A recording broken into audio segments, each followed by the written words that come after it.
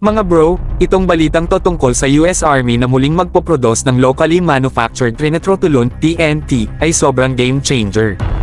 Bakit mga bro? Kasi ang TNT, kahit non-nuclear yan, ay isa sa pinaka-powerful na explosive sa mundo.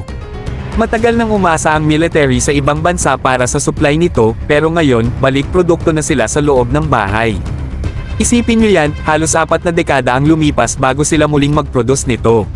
Ngayon, ang tanong, ano kaya ang magiging epekto kung ang Pilipinas ay mag-a-acquire ng TNT mula sa ganitong klaseng programa? Malaking bagay to mga bro.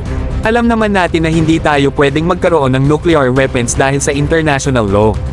Pero kung magdadagdag tayo ng TNT sa ating arsenal, aba ibang usapan na yan.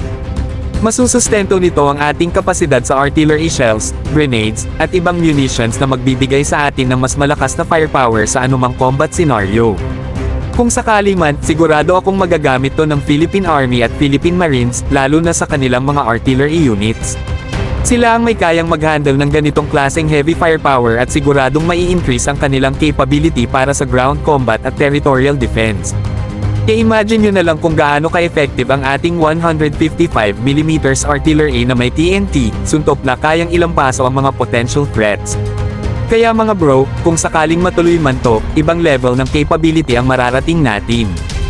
Hindi man tayo pwedeng magkaroon ng NOx, pero ang TNT na ito, pwedeng magbigay sa atin ng puwersang pangdepensa na hindi basta-basta matitinag.